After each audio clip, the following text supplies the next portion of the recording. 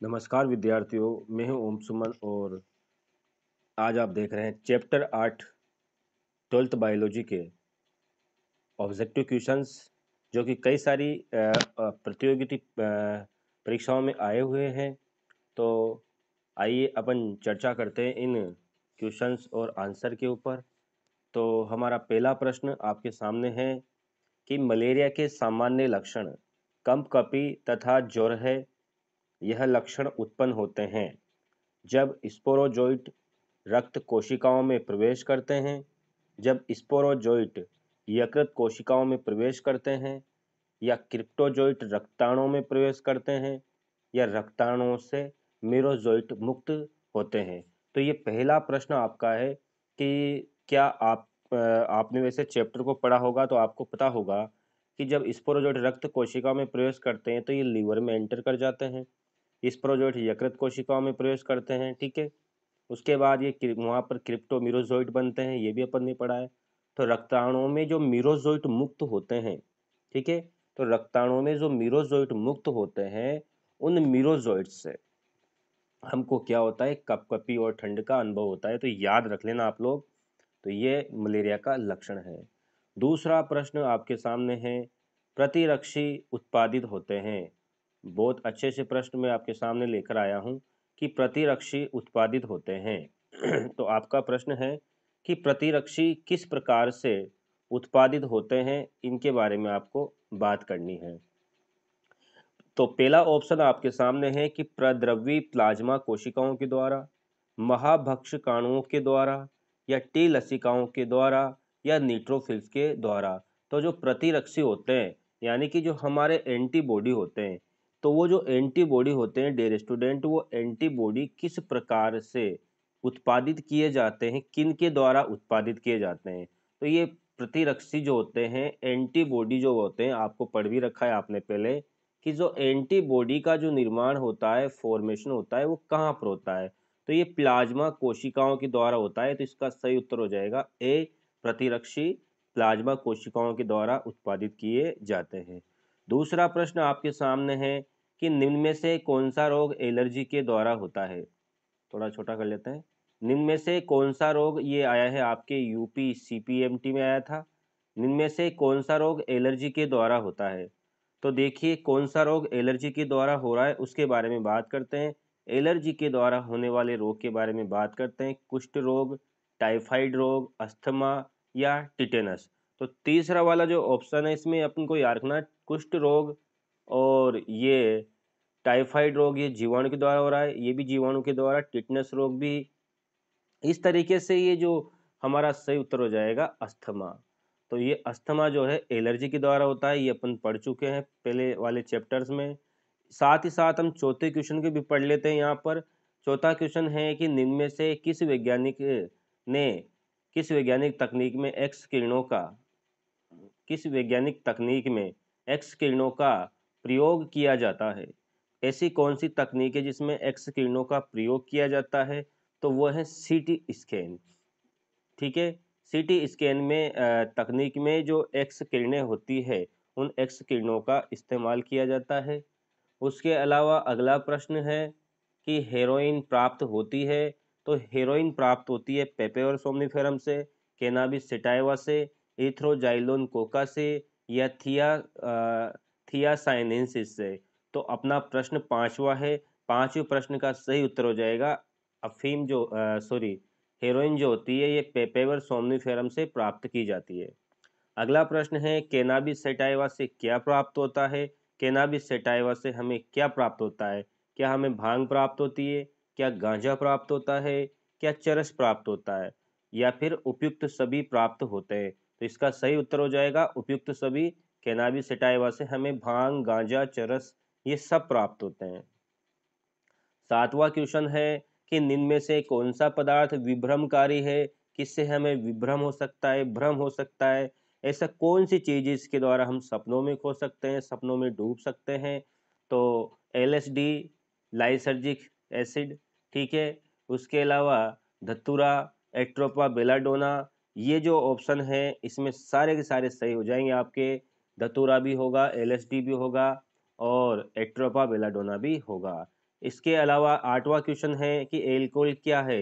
Alcohol एक अवसादक है क्या, डिप्रेसेंट है क्या, दर्द निवारक है क्या, दर्द को कम करता है क्या, और दुश्चिंताहारी है, एंटी एनेक्सिटी या उत्तेजक है। तो 8वां जो क्वेश्चन है उसमें याद रखना कि एल्कोहल जो होता है व्यक्ति को अवसाद में लेके चला जाता है। तो एल्कोहल अवसादक है, वही सही उत्तर हो जाएगा 8वें का ए। एल्कोहल एक प्रकार का अवसादक है। अगला प्रश्न है आपके सामने बहुत अच्छा सा, किसी संक्रामक रोग का पूर्ण उन्मूलन किया जा चुका है। ऐसा कौन सा संक्रामक रोग है जिसको पूरी तरह से उसको उन्मूलन किया जा चुका है। तो आप खुद देख सकते हो, क्वेश्चन नंबर 9 का जो आंसर है हो जाएगा चेचक। चेचक जो है, इस चेचक का आजकल पूरी तरह से उन्मूलन किया जा चुका है। अगला प्रश्न है आपके सामने 10वां क्वेश्चन है कि किसके सेवन से लीवर सिरोसिस हो सकता है। तो बिल्कुल सिंपल सा इसका आंसर है, आपने 10th क्लास में भी इसको पढ़ा होगा। किसके सेवन से लीवर सिरोसिस की बीमारी हो सकती है। तो इसका सही उत्तर हो जाएगा एल्कोहल। तो 10वें क्वेश्चन का आंसर हो जाएगा एल्कोहल। एल्कोहल के सेवन से लीवर सिरोसिस रोग होता है।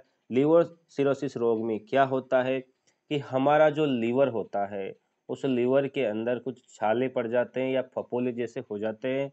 अगला प्रश्न है 11वां, बिना समय गंवाए बात करते हैं, कौन सी कोशिकाएं बी कोशिकाओं को एंटीबॉडीज निर्माण हेतु प्रेरित करती है। बहुत इंपॉर्टेंट क्वेश्चन है, मोस्ट क्वेश्चन है कि कौन सी कोशिकाएं ऐसी है जो बी कोशिकाओं को, बी लिम्फोसाइट को एंटीबॉडीज निर्माण के लिए प्रेरित करती है। टी मारक कोशिकाएं, टी सहायक कोशिकाएं, संदन कोशिकाएं या फिर स्टेम कोशिकाएं। तो क्वेश्चन नंबर 11 का आंसर हो जाएगा टी सहायक कोशिकाएं। टी सहायक कोशिकाएं वह कोशिकाएं हैं जो क्या करती है, एंटीबॉडीज निर्माण हेतु प्रेरित करती है बी कोशिकाओं को। अगला प्रश्न है विश्व एड्स दिवस कब मनाया जाता है। वर्ल्ड एड्स डे कब मनाया जाता है। तो क्वेश्चन नंबर 12 का सिंपल सा आंसर हो जाएगा 1 दिसंबर को विश्व एड्स दिवस मनाया जाता है। इसके बाद अगला प्रश्न है यूफोर्बिया के साथ ऊर्जा में वृद्धि की अनुभूति हेतु पैदा करने वाली ड्रग्स है। यूफोरिया के साथ ऊर्जा में वृद्धि की अनुभूति पैदा करने वाली ड्रग्स है। क्वेश्चन नंबर 13 का आंसर हो जाएगा डी। इस दवाई का नाम है कोकेन। यानी कि यूफोरिया के साथ में ऊर्जा की वृद्धि में अनुभूति पैदा करने वाली ड्रग्स का नाम है कोकेन। तो डियर स्टूडेंट, आपका आंसर हो जाएगा कोकेन। अगला प्रश्न है आपके सामने क्वेश्चन नंबर 14। क्वेश्चन नंबर 14 क्या कहता है, एक बार फिर थोड़ा बड़ा कर देते हैं। क्वेश्चन नंबर 14 के बारे में बात करते हैं कि lysergic acid di ethyl amide, lysergic acid di ethyl amide LSD, क्या नाम है इसका, LSD lysergic ethyl di ethyl amide. ये जो है LSD, ये किस प्रकार की ड्रग है। तो क्वेश्चन नंबर 14 का आंसर हो जाएगा ये विभ्रमकारी है। इसके पहले हमने एल्कोहल वाला प्रश्न देखा था, ये अवसादक थी। तो अवसाद में लेके चली जाती है व्यक्ति को, गहरी निंद्रा में व्यक्ति को लेके चली जाती है। ठीक है, अगले प्रश्न पे आ जाते हैं। अगला प्रश्न क्या कहता है, थोड़ा सा छोटा कर देते हैं।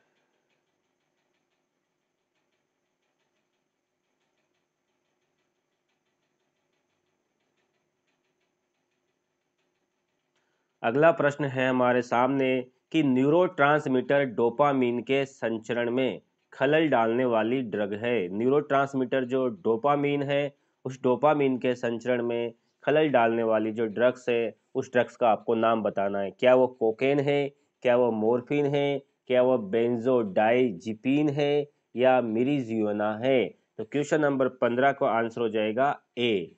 वो उस ड्रग्स का नाम है कोकेन। ठीक है, कोकेन ड्रग्स का नाम है जो न्यूरोट्रांसमीटर डोपामीन के संचरण में खलल डालने वाली ड्रग्स है। अगला प्रश्न है स्वस्थ कोशिकाओं को विषाणु संक्रमण से बचाते हैं इंटरफेरोन, एंटीबॉडीज, एंटीबायोटिक्स या एंटीजन। तो क्वेश्चन नंबर 16 का आंसर हो जाएगा इंटरफेरोन। अब मैं आपको ये बता देता हूँ कि ये हमारी कुछ कोशिकाएं होती है इस तरह से पास में पड़ोसी कोशिकाएं। मान लीजिए हमारे पास की कोई कोशिका है, इस वाली कोशिका में कोई बीमारी हो गई है। ये जो कोशिका है हमारे सामने, इस कोशिका में कोई बीमारी होती है तो इस कोशिका के द्वारा कुछ ऐसे रसायन स्रावित किए जाते हैं जो इस दूसरी कोशिका में ये बीमारी होने के, यानी कि इसके द्वारा कुछ इंटरफेरोन्स यहाँ पर निकाल दिए गए। मान लीजिए ये जो पीले कलर से बना रहा हूँ ये इंटरफेरोन है। ये इंटरफेरोन इस कोशिका को दूसरी कोशिकाओं को आसपास से घेर लेंगे और इसको बचाने की कोशिश करेंगे। इस आसपास की जितने भी कोशिकाएं हैं ये कवर्ड हो जाएगी इंटरफेरोन के द्वारा और इन कोशिकाओं में इस प्रकार की कोई बीमारी नहीं होगी। तो समझ गए आप लोग, इंटरफेरोन का मतलब क्या हो गया कि स्वस्थ कोशिकाओं को विषाणु के संक्रमण से बचाते हैं इंटरफेरोन, जो कि किसके द्वारा स्रावित किए जाते हैं, ये उन्हीं कोशिकाओं के द्वारा स्रावित किए जाते हैं जो कोशिकाएं क्या है, जो कोशिकाएं बीमार है, जिनमें किसी न किसी प्रकार का कोई बैक्टीरियल या वायरल संक्रमण हो चुका है। नेक्स्ट आ जाते हैं अगले प्रश्न के ऊपर। अगला प्रश्न है हमारा कि किस ड्रग को स्मेक के नाम से भी जाना जाता है। वेरी इंपॉर्टेंट प्रश्न है, कई बार आपके एग्जाम में पूछ लिया जाए कि किस ड्रग्स को किसके नाम से जाना जाता है, स्मेक के नाम से। कि स्मेक किसको कहते हैं, क्या भांग को कहते हैं, चरस को कहते हैं, एलएसडी को कहते हैं या हेरोइन को कहते हैं। तो क्वेश्चन नंबर 17 का आंसर हो जाएगा हेरोइन को हम क्या कहते हैं, ड्रग स्मेक के नाम से जानते हैं। अगला प्रश्न बहुत ही इंपॉर्टेंट है, वजन बढ़ाने व पेशीय वृद्धि व शक्तिवर्धक औषधि के रूप में किस ड्रग का खिलाड़ियों के द्वारा दुरुपयोग किया जाता है। तो उस दवा का नाम आपको बताना है, एनाल्जेसिक, डाईयूरेटिक्स, एनाबोलिक स्टीरॉइड्स या उत्तेजक जैसे एम्फिटामिन। तो क्वेश्चन नंबर 18 का आंसर हो जाएगा सी, एनाबोलिक स्टीरॉइड्स का प्रयोग किया जाता है। तो बहुत इंपॉर्टेंट प्रश्न है ये वाला भी कि खिलाड़ी किस स्टेरॉइड्स का इस्तेमाल करते हैं। तो उस स्टेरॉइड्स को अपन को याद रखना है, उस दवा को याद रखना है। एनाबोलिक स्टेरॉइड्स का प्रयोग खिलाड़ी अपनी शक्ति वृद्धि, पेशीय वृद्धि के लिए इस्तेमाल करते हैं। अगला प्रश्न है, बहुत ही इजी क्वेश्चन है, अंतःशिरीय इंट्रावीनस ड्रग्स लेने वाले को क्या खतरा रहता है। कि जो अंतःशिरीय जो इंजेक्शन लेकर के हम अपनी बॉडी में इंजेक्शन लगा लेते हैं, उस इंजेक्शन से क्या खतरा होता है। एड्स का खतरा, हेपेटाइटिस बी का खतरा, लीवर सिरोसिस का खतरा। तो इसके लिए हमें पता है कि एड्स और हेपेटाइटिस बी का खतरा अंतःशिरीय ड्रग्स लेने वाले, यानी जो इंजेक्शन के माध्यम से स्मेक को लेते हैं, ओ सॉरी, जितनी भी ड्रग्स है उनको इंजेक्शन के माध्यम से लेते हैं, तो उससे खतरा होता है यहाँ पर एड्स का और हेपेटाइटिस बी का। तो हमारे लिए सही उत्तर क्या हो जाएगा, ऑप्शन नंबर डी, यानी इसमें ए भी सही है बी भी सही है। तो क्वेश्चन नंबर 19 का आंसर क्या हो जाएगा, डी हो जाएगा। अगला प्रश्न है, बहुत इंपॉर्टेंट प्रश्न है, एड्रिनल एड्रिनल ग्रंथि को उत्तेजित करने वाला पदार्थ है। निकोटीन, बारबीचूरेट, बारबीयूरेट भी कह देते हैं इसको, या बेंजोडाइजिपीन, कैनाबिनॉइड्स। तो क्वेश्चन नंबर 20 में निकोटीन, बारबीचूरेट, बेंजोडाइजिपीन, कैनाबिनॉइड्स। तो सही उत्तर है हमारा 20 में सही उत्तर हो जाएगा निकोटीन। निकोटीन के द्वारा हमारे एड्रिनल ग्रंथि को उत्तेजित करने वाला पदार्थ है, जिससे हमारी धड़कन तेज होने लग जाती है, हमारी सांस ऊपर नीचे होने लगती है। तो इस तरीके से हमारा सही उत्तर क्या हो जाएगा, ये। आगे बात करते हैं डियर स्टूडेंट, अगला प्रश्न है हमारा, बहुत ही अच्छा क्वेश्चन, निम्न में से कौन सा एक सामान्य एलर्जन कॉमन एलर्जन है। परागकण, किलनी, मनुष्य की त्वचा की कोशिकाएं या फिर उपयुक्त सभी। तो इसका सही उत्तर हो जाएगा उपयुक्त सभी।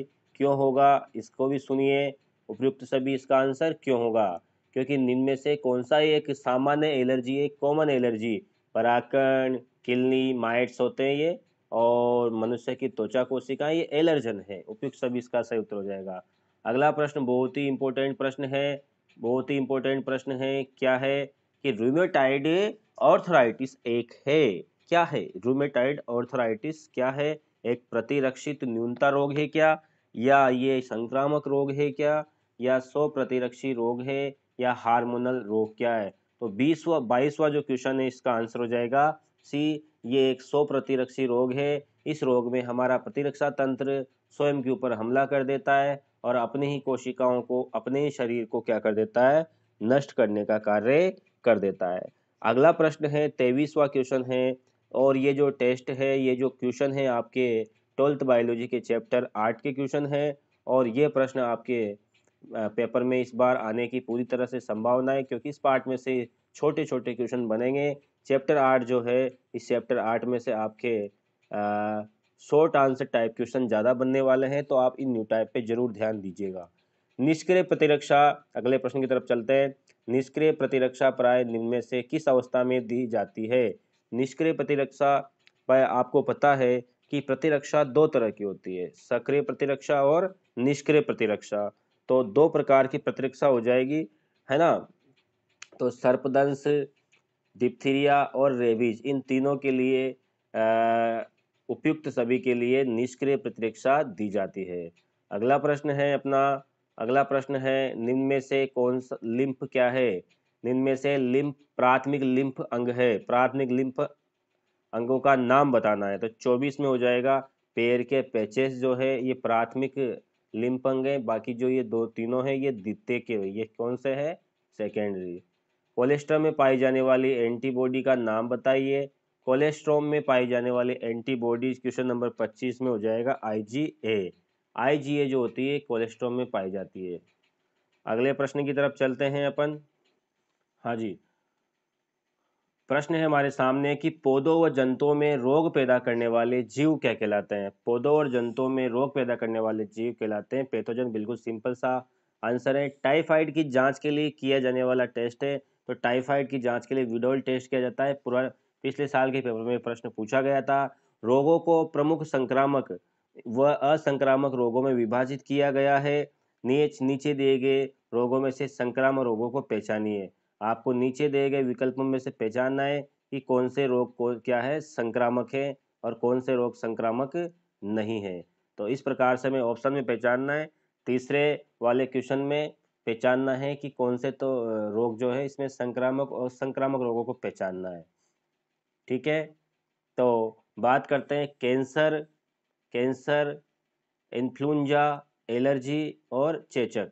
इनमें से ऐसे कौन से रोग हैं जो संक्रामक है, अर्थात एक व्यक्ति से दूसरे व्यक्ति में छूने से, हाथ मिलाने से या फिर किसी फिजिकल टच से ये रोग फैल जाते हैं? तो इसमें हमको पता है कि कैंसर एक संक्रामक बीमारी नहीं है। कैंसर कैसी बीमारी? असंक्रामक। तो पहला ऑप्शन तो कट गया भाई। दूसरा वाला इन्फ्लुएंजा ये वायरस है, ये भी संक्रामक है। चेचक संक्रामक नहीं है भाई, किसी एक व्यक्ति को चेचक हो रखा है तो किसी दूसरे व्यक्ति को चेचक नहीं होगा। तो इसका ऑप्शन हो जाएगा हमारे सामने तीसरा जो क्वेश्चन है इसका आंसर हो जाएगा डी, सेकंड और फोर्थ। सॉरी, संक्रामक रोग पहचानने अपन को। हाँ, चेचक भी संक्रमण से फैलता है। तो कुछ इस प्रकार की बीमारियां, एलर्जी किसी व्यक्ति को है तो दूसरे व्यक्ति को एलर्जी नहीं होगी। तो हमारे सामने जो तीसरा क्वेश्चन है उस तीसरे क्वेश्चन का आंसर हो जाएगा सेकंड और फोर्थ। तो सेकंड और फोर्थ दोनों को पहचानना है, सॉरी मिस्टेक। तो इस तरीके से अगला है स्पोरोजोइट, जो एक मादा एनाफिलिस मच्छर द्वारा मनुष्य को काटने पर संक्रमण पैदा करते हैं, कहाँ बनते हैं? स्पोरोजोइट का निर्माण कहाँ होता है? मच्छर में, मच्छर की आरबीसी में, मच्छर की आंत में, मनुष्य की आंत में, या मच्छर की या मनुष्य के यकृत में? तो चौथा जो क्वेश्चन है उसका आंसर हो जाएगा मच्छर की आंत में ये स्पोरोजोइट बनते हैं।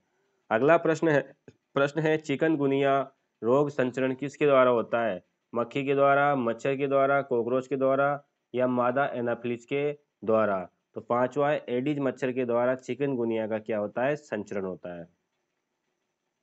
अगला है प्रश्न, मेलिग्नेंट ट्यूमर में कोशिकाएं गुणन करती है, तेजी से बढ़ती है तथा शरीर के अन्य भागों तक पहुंचकर नए ट्यूमर बनाती है। रोग की ये अवस्था कहलाती है मेलिग्नेंट ट्यूमर। दो प्रकार के ट्यूमर होते हैं ना। मेलिग्नेंट ट्यूमर में कोशिकाएं गुणन करती है, तेजी से बढ़ती है और शरीर के अन्य भागों तक पहुंचकर नए ट्यूमर का निर्माण करती है। तो छठे क्वेश्चन का आंसर हो जाएगा इस प्रोसेस को हम कहते हैं मेटास्टेसिस। मेटास्टेसिस का मतलब होता है कि मेलिग्नेंट ट्यूमर में कोशिकाएं गुणन करती है और तेजी से बढ़ती है भाई। तेजी से बढ़ने के बाद शरीर के अन्य भागों तक पहुंचकर अन्य ट्यूमर का निर्माण करती है, तो इसको बोलते हैं मेटास्टेसिस। अगला वाला प्रश्न है कि निम्न में से कौन सा रूमेटॉइड आर्थराइटिस के कारण है? तो आपको सारे ऑप्शन पढ़ने हैं, फिर ऑप्शन पढ़ के आपको आंसर देना है। तो सातवें क्वेश्चन है इसमें आपको आंसर देना है कौन सा रूमेटाइड अर्थराइटिस का कारण है। ये जोड़ों की एक बीमारी होती है भाई। तो 7वें क्वेश्चन को ढंग से पढ़िए। लिम्फोसाइट अधिक सक्रिय हो जाती है क्या, है ना, लिम्फोसाइट अधिक सक्रिय हो जाती है क्या, तो इसको भी देखते हैं ऑप्शन को। दूसरा, शरीर अपनी ही कोशिकाओं पर आक्रमण करता है, एक ऑप्शन ये है। शरीर में अधिक एंटीजन बनते हैं, ये एंटीजन शरीर में नहीं बनते हैं भाई, एंटीजन शरीर में बाहर से एंट्री करते हैं। तो तीसरा ऑप्शन तो कतई नहीं होगा। तो तीसरा ऑप्शन कतई नहीं होगा तो आप सी ऑप्शन और डी ऑप्शन को काट सकते हो। ठीक है, तीसरा ऑप्शन कतई नहीं है। ऑप्शन हो सकता है अब तीसरा तो बिल्कुल भी नहीं है। तो चौथा, शरीर की स्वयं की कोशिकाओं का बाह्य अणुओं या रोग जनकों से विनित करने की क्षमता ये वाला ऑप्शन सही है। तो यहाँ पर अपना चौथा ऑप्शन बिल्कुल राइट है, तो चौथा ऑप्शन मिलेगा बी में। तो हमारा सही उत्तर हो जाएगा बी, यानी सेकंड वाली बात और चौथी वाली बात बिल्कुल सही है। शरीर अपनी ही कोशिकाओं पर आक्रमण करता है, ये चौथी और दूसरी बात यहाँ पर सही है। तो हमारा ऑप्शन हो जाएगा बी राइट। तो बहुत इंपॉर्टेंट क्वेश्चन है। रोमेटॉइड आर्थराइटिस का मतलब होता है शरीर अपने ही प्रतिरक्षा तंत्र को समाप्त करने पे लग जाता है। अगला प्रश्न है, एचआईवी एड्स के कारण हो एड्स एचआईवी के कारण होती है, इनमें से कौन सा एचआईवी संचरण का तरीका नहीं है। संदूषित रक्ताधान, संक्रमित सुइयों को साझा करना, संक्रमित व्यक्ति से हाथ मिलाना। तो बिल्कुल सिंपल सा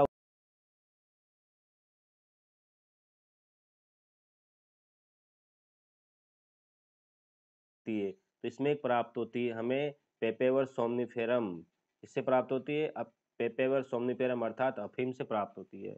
अगला प्रश्न है कि विषाणुओं से संक्रमित कोशिकाओं द्वारा निम्नलिखित विषाणुओं से संक्रमित कोशिकाओं द्वारा निर्मित पदार्थ जो अन्य कोशिकाओं को संक्रमण से बचाता है।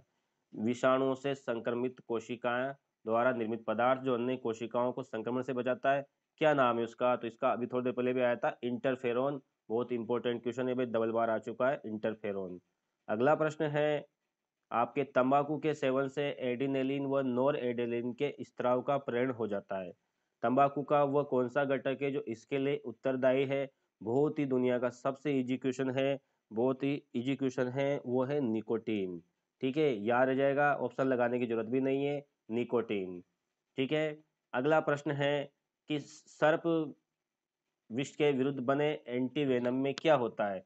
क्या उसमें एंटीजन होता है, एंटीजन एंटीबॉडी जटिल होता है, एंटीबॉडीज होते हैं, क्या होता है आखिरकार। तो 12वें क्वेश्चन का आंसर हो जाएगा सी, उसमें एंटीबॉडीज होते हैं भाई। क्या होते हैं, एंटीबॉडीज। किसी को सांप ने काट लिया ना तो उसमें एंटीबॉडीज का इंजेक्शन दिया जाता है एंटीजन के विरुद्ध। निम्न में से कौन सा लिम्फ का ऊतक नहीं है, निम्न में से कौन सा लिम्फ का ऊतक नहीं है। तो इसका उत्तर हो जाएगा पेनक्रियास लिम्फ का ऊतक नहीं है। तिल्ली है, टॉन्सिल है और थाइमस है, ये लिम्फ के ऊतक है।